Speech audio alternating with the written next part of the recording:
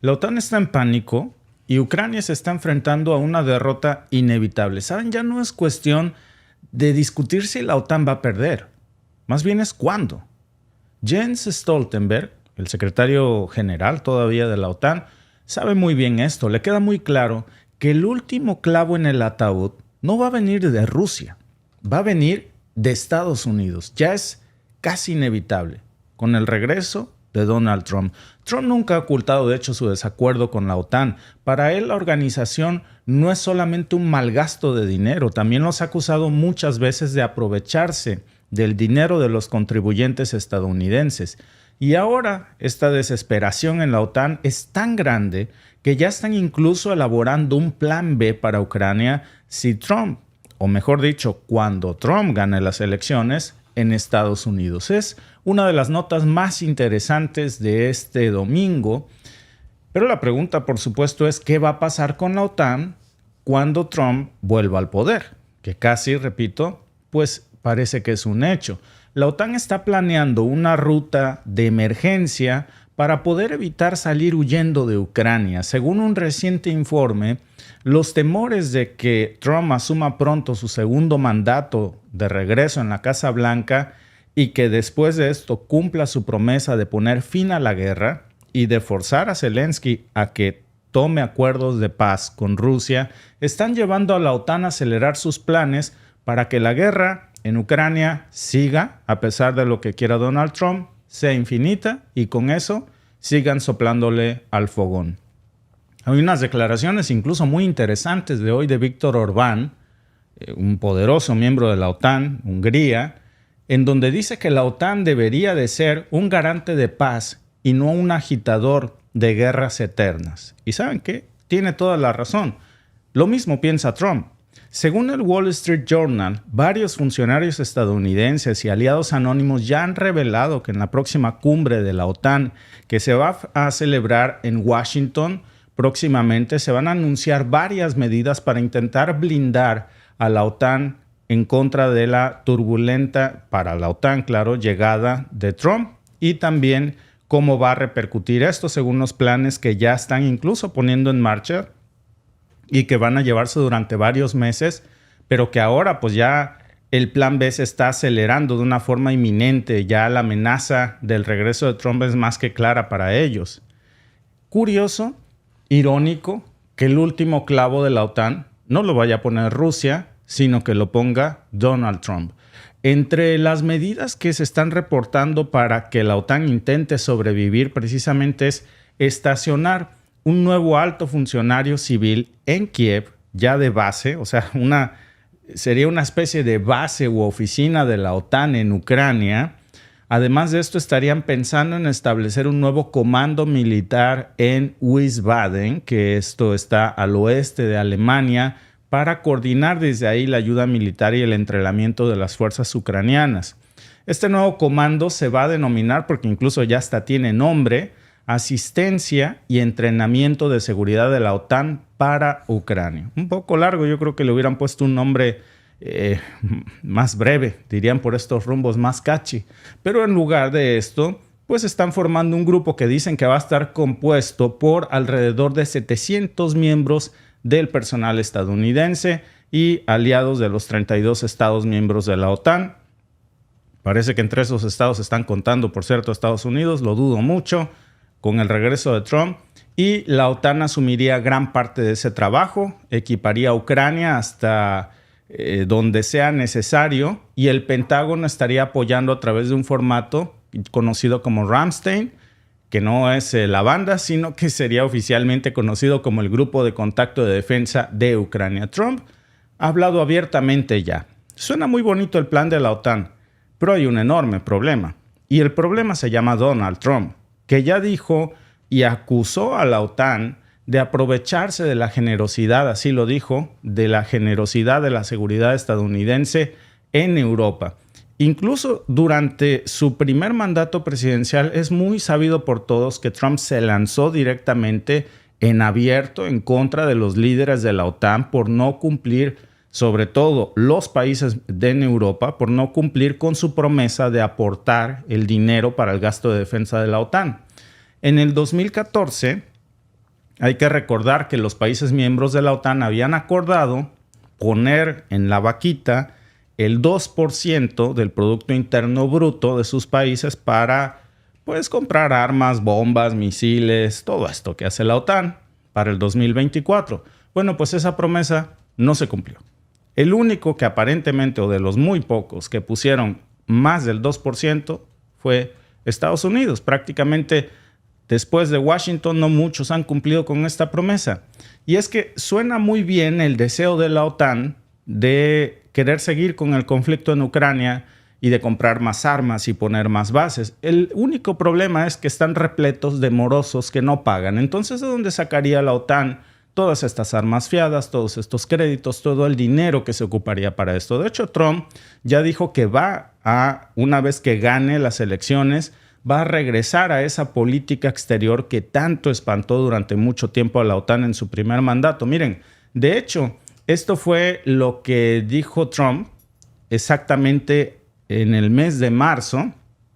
Déjenme leerlo tal cual. Dijo: la OTAN tiene que tratar a Estados Unidos de manera justa, porque si no es por Estados Unidos, la OTAN literalmente ni siquiera existiría.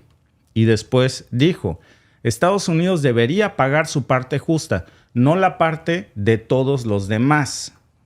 Entonces, finalmente añadió aquí en esta declaración: tenemos un océano entre algunos problemas, tenemos un océano grande y hermoso. La OTAN es más importante para los países europeos que para Estados Unidos, y ellos están tomando ventaja de esto. ¿Cómo podría ser el principio del fin de la OTAN? Pues yo creo que solamente hay que pensar en esto. Los miembros de la OTAN se habían comprometido a gastar el 2% de su Producto Interno Bruto en defensa. ¿Quién realmente cumplió con esa promesa?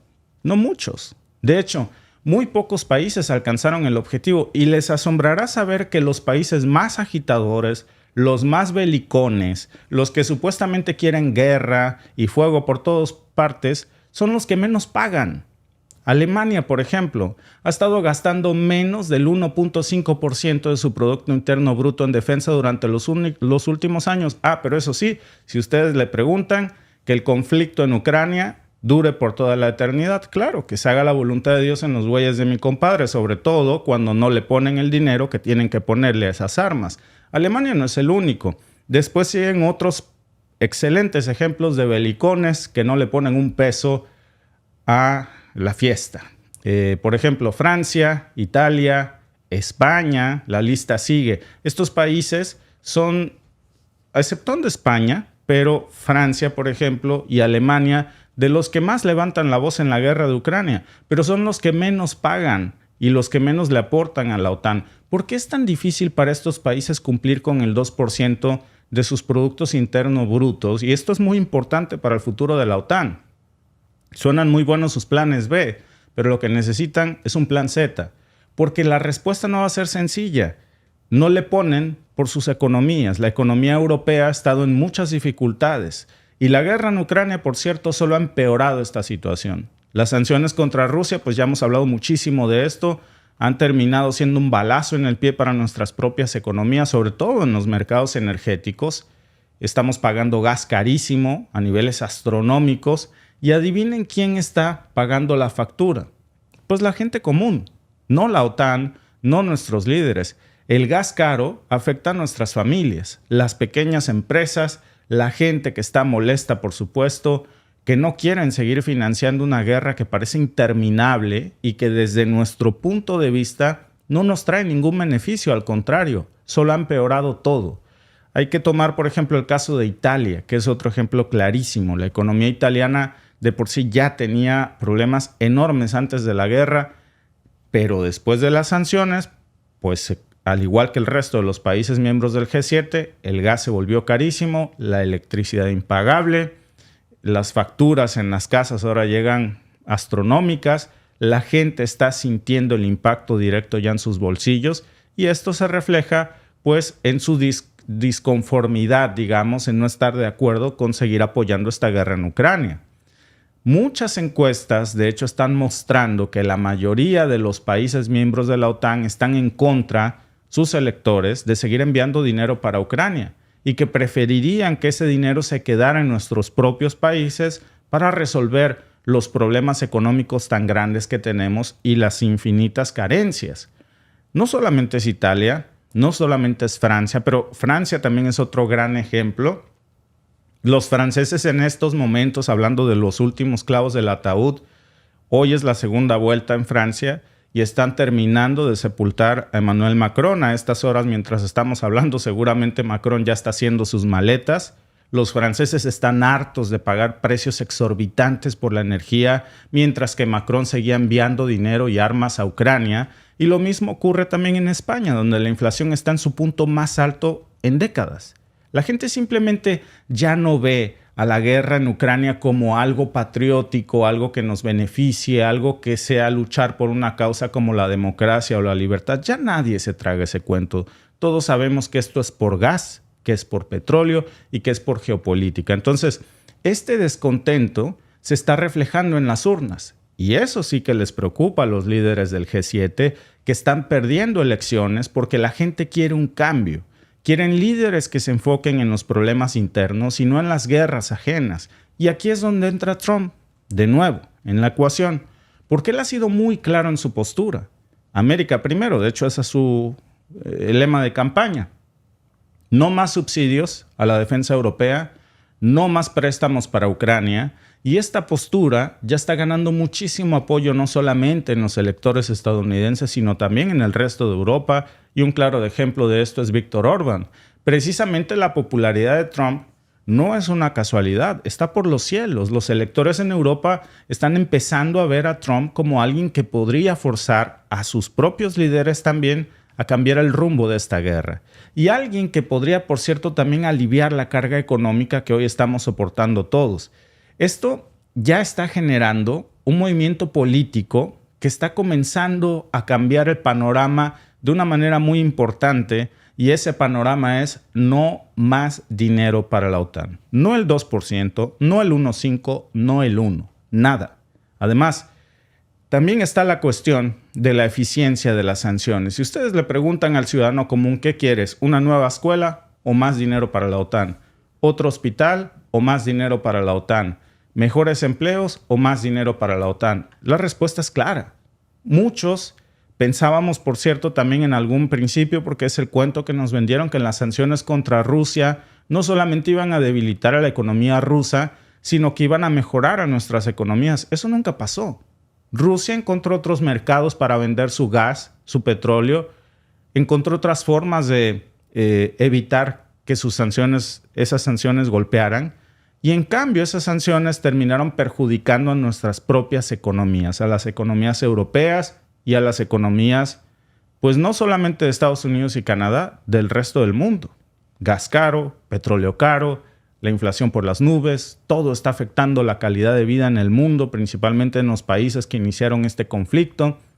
Y esto, entonces, está replanteando la pregunta de quién realmente está ganando en esta situación. Desde luego, no somos nosotros. No somos los ciudadanos de países miembros de la OTAN.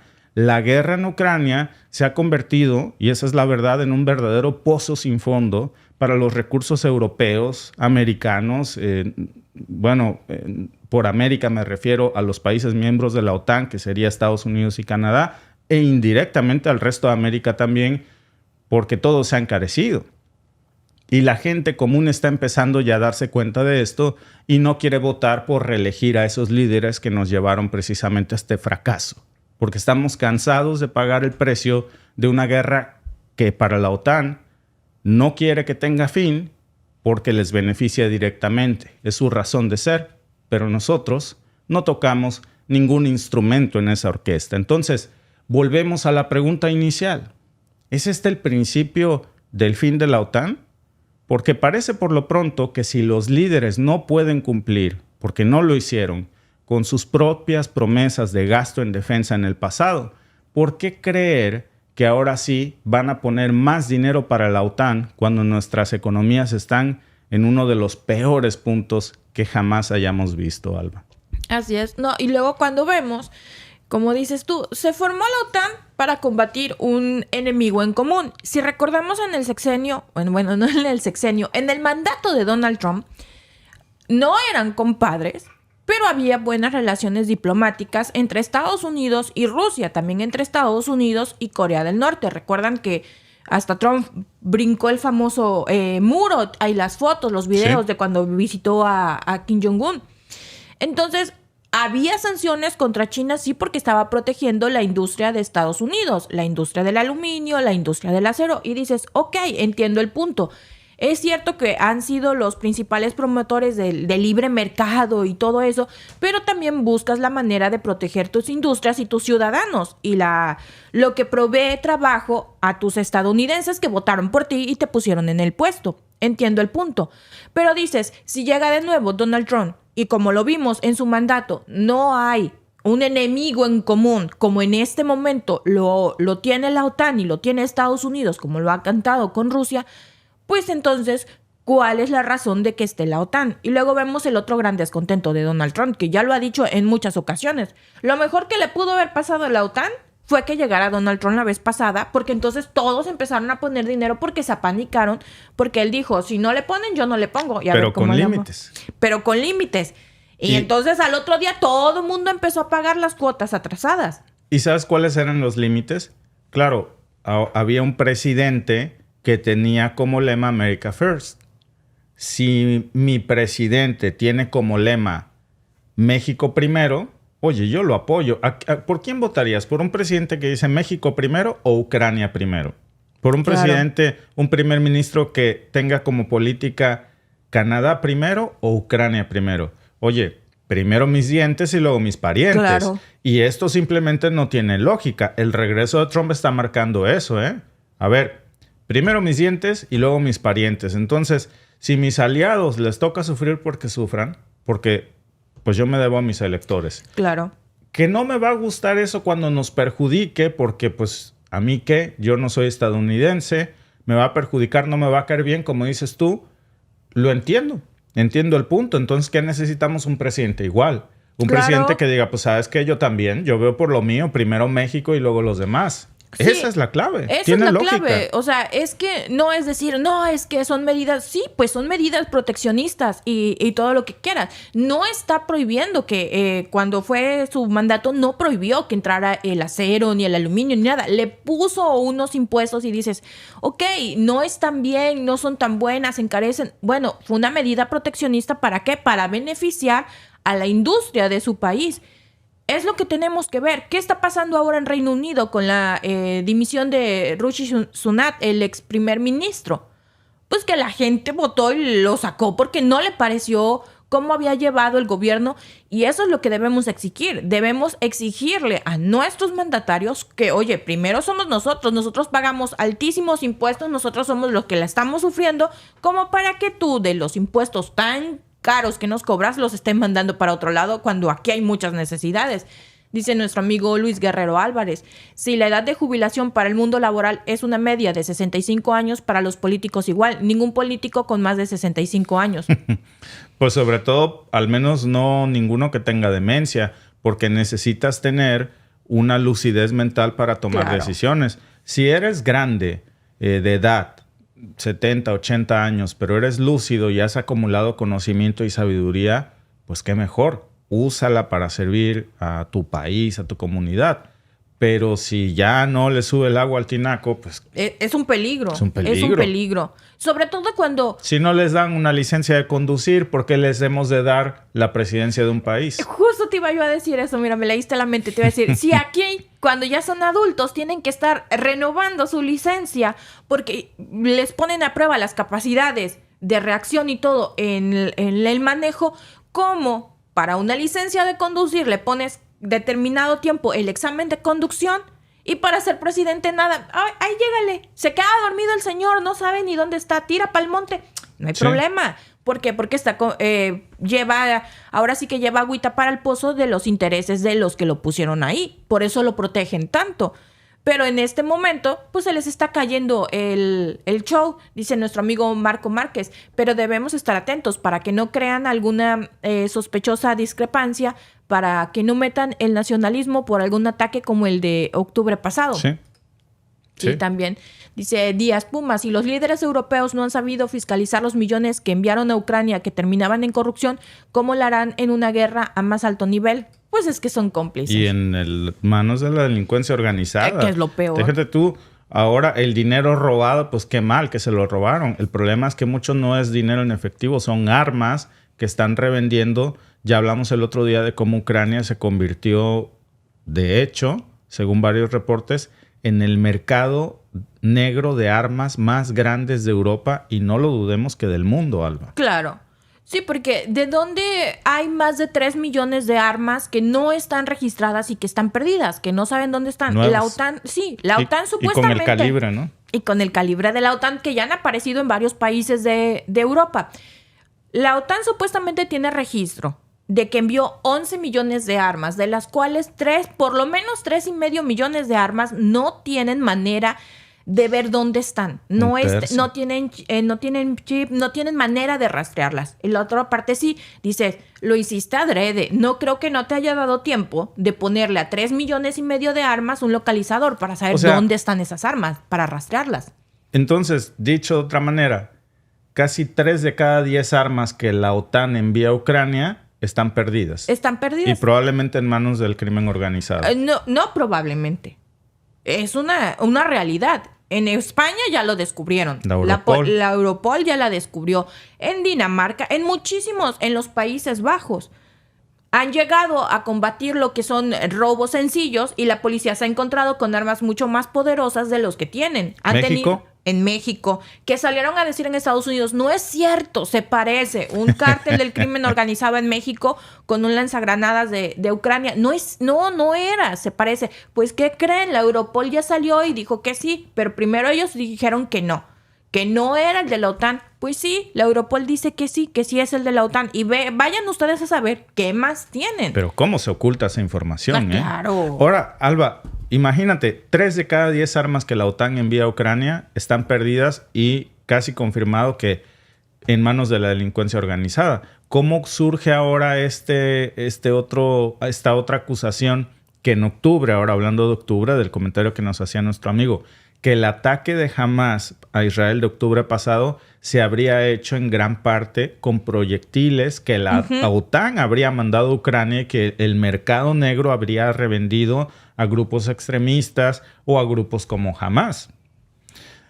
¿Se perdió esa acusación? Nadie siguió hablando de eso, se sepultó por completo. Sí, claro. No hubo ni siquiera una investigación, ¿eh? No, de hecho, ¿te acuerdas que habían mencionado que directamente que las armas que había utilizado Hamás venían directamente de Ucrania? Varios medios lo señalaron, pero eso, ¡pum! Tápalo, sí. Destiérralo. Es más, si tú hablas de eso, te bajan el en vivo. Sí. Y Alba, en una de esas, ¿por qué también yo no me trago el cuento de que una cantidad tan grande de armamento y la inteligencia israelí, el Mossad, que es de lo mejor que el mundo tiene en inteligencia militar, no se dio cuenta? Suena más a otro suceso como el que ya conocemos de la versión 911. Sí.